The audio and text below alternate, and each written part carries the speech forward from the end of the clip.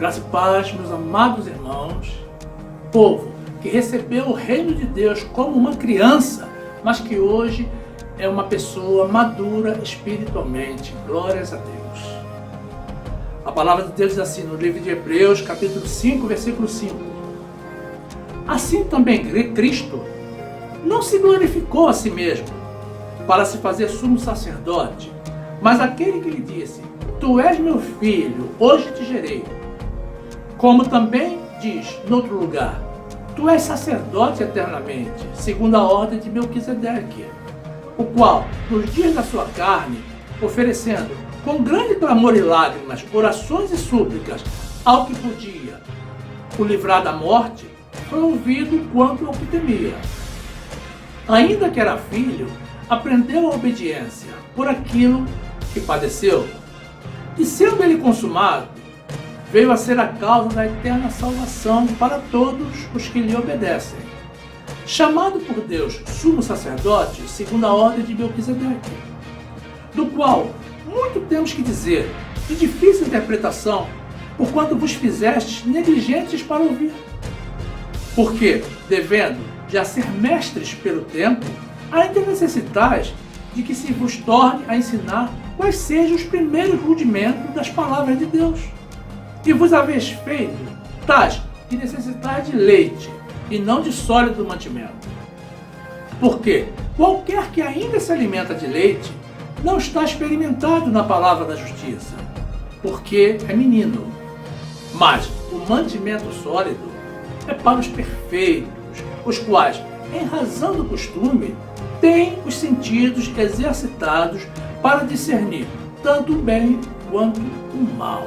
Louvado seja o nosso Senhor. Glórias ao nosso Deus. Meus irmãos, que essa palavra venha abençoar as vossas vidas. No nome de Jesus. Meus irmãos, menino ou mestre? Perfeito, experimentado ou negligente? Ensinando ou aprendendo? Recebendo e dando ou apenas recebendo? Faça uma reflexão profunda, sincera, meu irmão, e conclua em que categoria você se encontra hoje dentro da comunidade evangélica. Se você é aluno ou mestre, ou apenas um receptor, um espectador, ou um divulgador das boas novas de Jesus. Deus tem, meu irmão, grandes expectativas a teu respeito. Ele conhece o teu valor, o teu potencial e todos os dons que você possui, porque foi Ele mesmo que te concedeu esses dons. E Ele os concedeu para serem utilizados com um propósito bem definido. Ir aos cultos aos domingos, ficar sentado na última fileira para não ser notado nem pelo pastor nem pelos irmãos, e sair dos cultos se sentindo abençoado e guardar apenas para si as bênçãos, será que é isso mesmo que o Senhor espera de nós? Seria esse o plano de Jesus para a tua vida? Eu posso te afirmar que não. Meus amados, a vida passa muito rápido, num relance, e as coisas que deixamos para amanhã, para outro dia, pode ser que jamais as realizemos. Deus tem o seu próprio cronograma e cabe a nós nos ajustarmos ao cronograma dele. Não creio, meus irmãos, que ele vai se ajustar aos nossos. Se converter, confessar o nome de Jesus, congregar, ler a Bíblia, cantar hinos de louvor, tudo isso está muito bem, mas não é o suficiente. Jesus espera mais de mim e de você. Ele requer de nós uma dedicação, um amor a Ele, meus irmãos, tal que gere em nós um desejo, uma necessidade incontrolável de contagiar outras pessoas com a felicidade que Ele nos dá. Quando nos convertemos, estamos vivendo o primeiro amor, nós temos justamente esse sentimento em nós. Mas ainda não temos o conhecimento para falar com autoridade e sabedoria, para nos envolvermos na obra do Senhor. porque somos ainda crianças espirituais. Na verdade, recém-nascidos. De novo. No entanto, o mundo e as suas concupiscências conspiram contra a nossa integridade espiritual. E muitos irmãos logo abandonam o primeiro amor e com ele toda a empolgação, motivação e honra de ser parte integrante do reino de Deus. Alguns até abandonam o Senhor, porque não procuram se desenvolver para descobrir e conhecer os mistérios de Deus, tampouco para transmitir a sabedoria adquirida aos outros irmãos, sendo isso justamente o que Deus espera de todos nós, meus amados. Deus nos quer perfeitos no conhecimento e aplicação da sua palavra. O mundo precisa ouvir a palavra de Deus, e nós sabemos disso. Livro de Romanos, capítulo 10, versículo 17, a palavra diz assim: de sorte que a fé é pelo ouvir, e o ouvir pela palavra de Deus. A grande maioria dos crentes inicia a sua vida espiritual na extinta lei de Moisés. Digo extinta porque ela morreu, justamente quando Jesus morreu. E Jesus ressuscitou, porém não mais com a lei. Ele voltou trazendo o pacto da graça em substituição. Mas por que os recém-convertidos se iniciam na lei? Primeiro, porque a grande maioria das doutrinas continua vivendo a lei de Moisés. E eu te confesso, meu irmão, que eu não entendo por quê. E também se iniciam na lei porque o Tratado da Graça estabelece a vida pela fé em Jesus e no seu sacrifício. E como vimos recém, a fé vem pelo ouvir a palavra de Deus. O recém-convertido ainda não conhece a palavra de Deus, pois está se iniciando no conhecimento. Então não podemos requerer dele ainda viver pela fé que ele está desenvolvendo.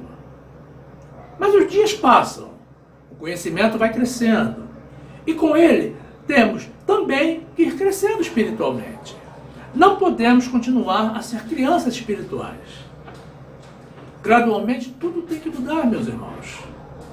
Temos que consumar o nosso novo nascimento e dar continuidade ao nosso crescimento e amadurecimento, naturalmente. Não podemos ser eternas crianças espirituais.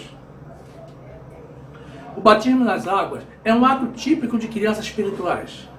Deus já condenou o batismo nas águas, afirmando que existe apenas um batismo, que é o batismo no Espírito Santo.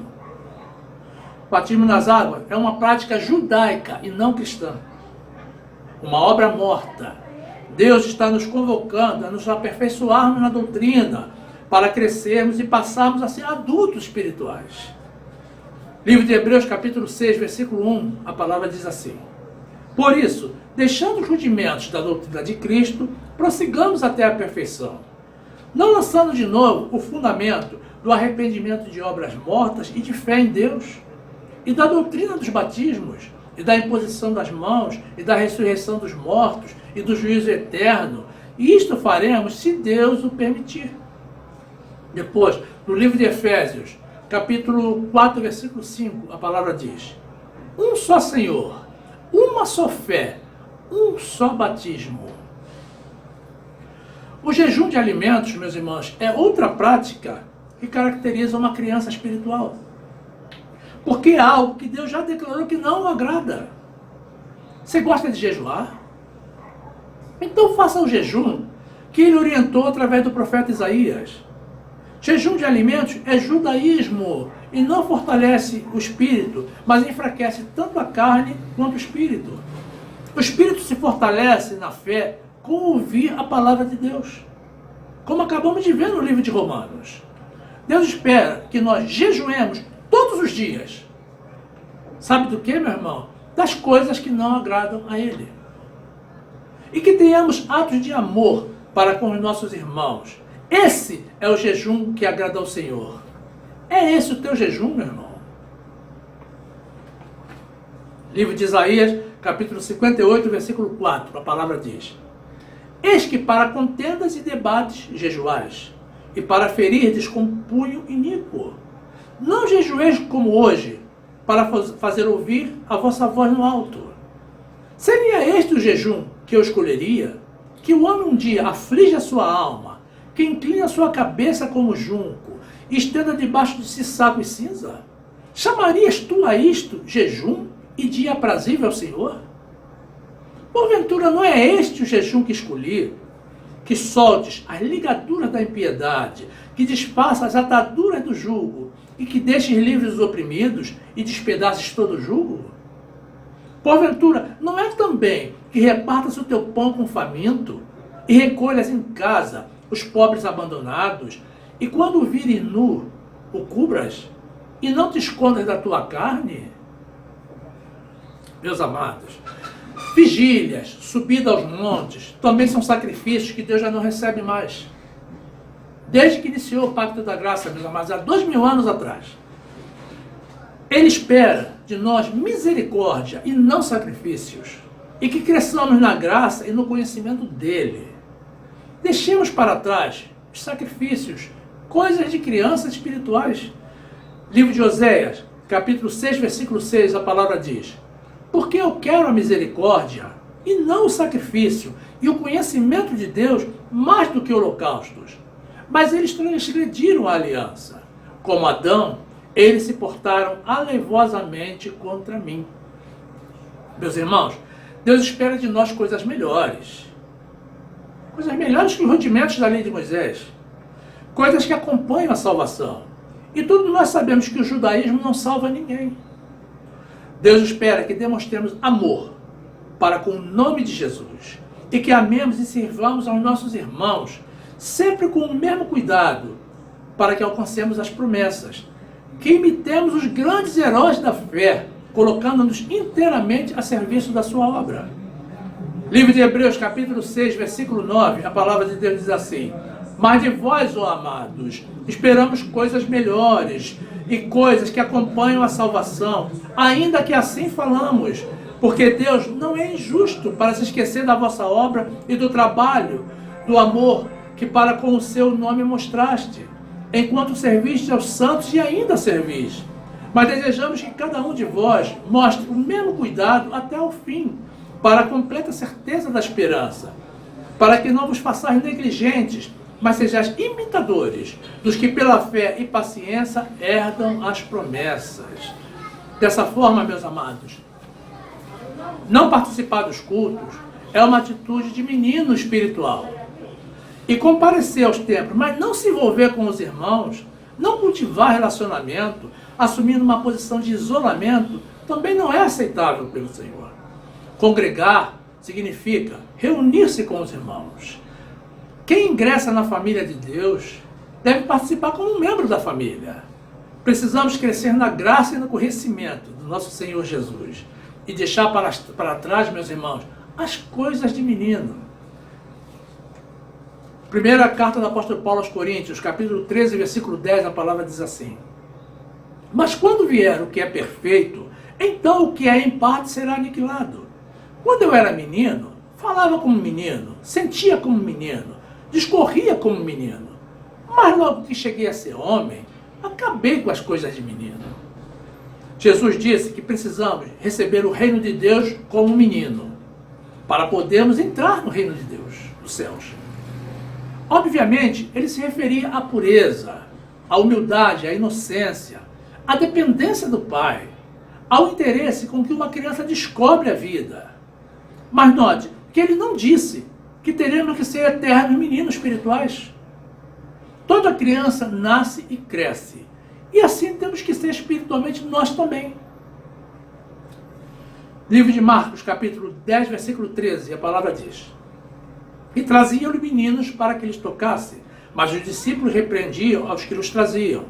Jesus, porém, vendo isto, indignou-se e disse-lhes: deixai vir os meninos a mim, e não os impeçais, porque dos tais é o reino de Deus.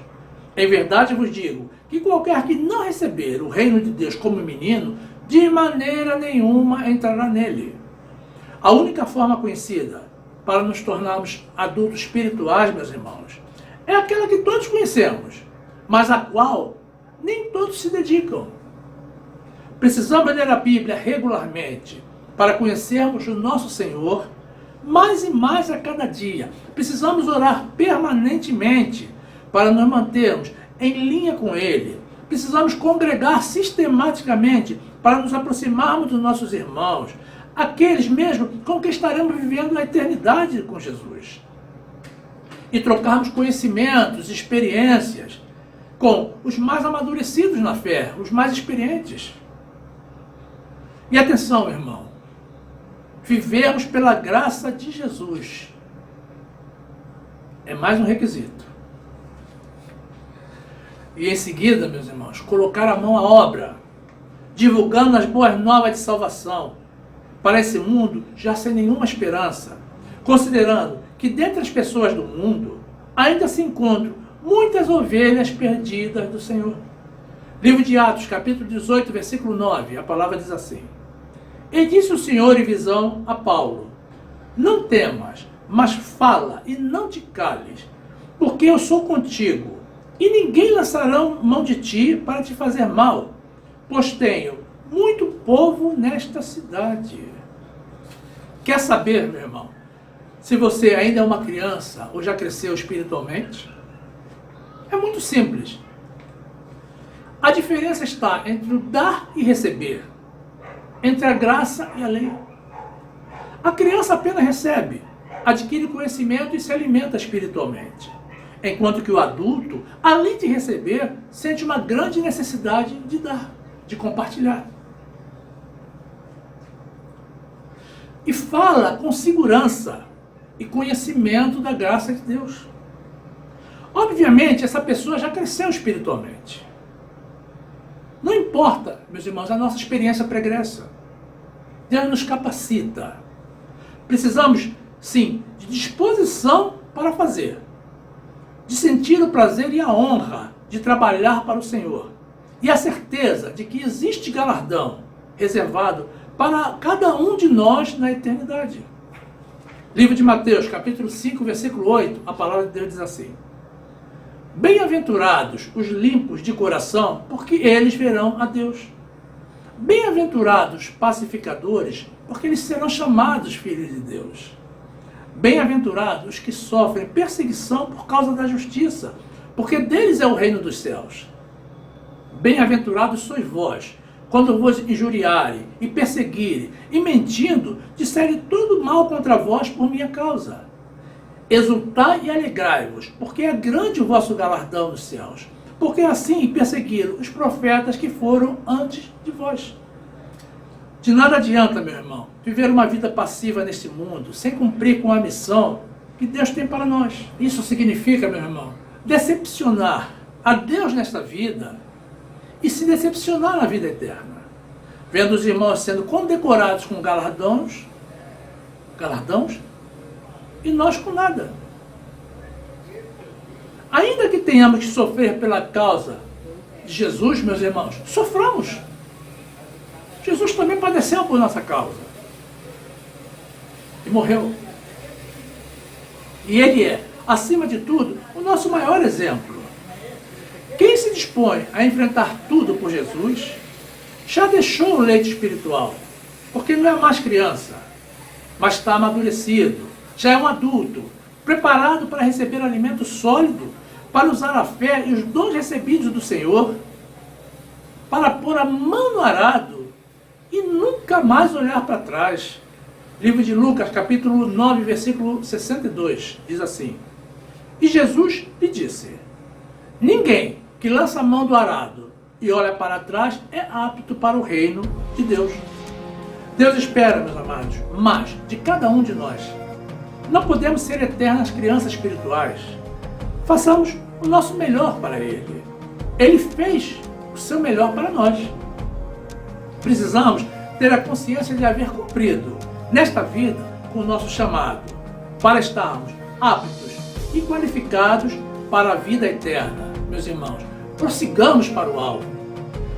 Livro de Filipenses, capítulo 3, versículo 13, a palavra diz assim: Irmãos, quanto a mim, não julgo que o haja alcançado, mas uma coisa faço, é que, esquecendo-me das coisas que atrás ficam, e avançando para que estão diante de mim, prossigo para o alvo, pelo prêmio da soberana vocação em Cristo Jesus. Meus amados, isso são palavras do apóstolo Paulo. Foi o maior pregador da graça. Foi quem recebeu a graça de Jesus. Um dos maiores pregadores da era pós-Cristo. E ele considerava que ele ainda não tinha alcançado o objetivo. Ou seja, ele estava permanentemente buscando algo mais para agradar ao Senhor. Assim temos que ser nós também, meus irmãos. Sejamos assim. Fiquemos na graça e na paz do nosso Senhor e Salvador Jesus Cristo.